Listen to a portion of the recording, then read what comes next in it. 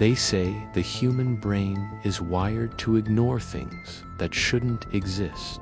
It's a survival mechanism. If you see a shadow move in a way physics doesn't allow, your mind labels it a trick of the light. But what happens when the trick stays? What happens when you find a door in your hallway that wasn't there when you went to sleep?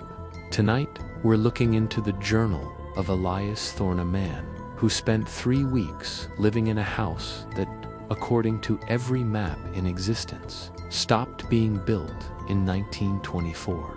Elias wasn't looking for ghosts. He was looking for cheap acreage.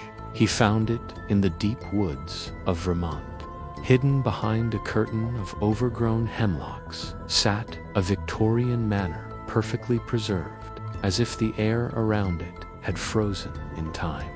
The strange part, the front door was unlocked. Not broken, unlocked. Elias moved in on a Tuesday. By Thursday, he noticed the first glitch. He'd left a glass of water on the kitchen counter.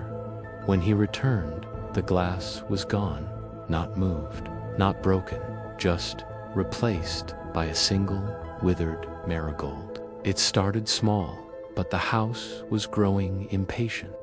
Elias began hearing a sound coming from asterisk inside asterisk the walls. Not the scratching of rats. It was the sound of a woman humming a lullaby. The melody was mathematically impossible. It felt like his teeth were vibrating. In every reflection, Elias looked the same. But the room behind him changed. In the mirror, the walls were bleeding a thick black ichor. In the mirror, the furniture was made of something that looked suspiciously like bone. He tried to leave. He grabbed his keys, ran to the front door, and flung it open. He didn't find the forest. He found another hallway, exactly like the one he just left. He ran through it. Another hallway, another. The house had folded in on itself. Elias wasn't a tenant anymore. He was an organ, being slowly digested. The last entry in Elias's journal is dated October 14th. The handwriting is barely legible, shaky, desperate, and written in what looks like charcoal. The humming has stopped. Now, it's just whispering. It's telling me that the walls aren't made of wood. They're made of memories, and it's hungry for mine. I can't remember my mother's face. I can't remember the color of the sky.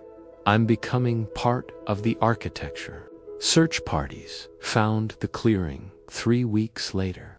They found the overgrown hemlocks. They found the foundation of a house that had burned down a century ago. But tucked inside a rotted floorboard was a journal. It was warm to the touch. And if you listen closely to the wind in those woods, you can still hear someone trying to remember the color of the sky. Sleep well tonight, and whatever you do, don't open any doors you don't recognize.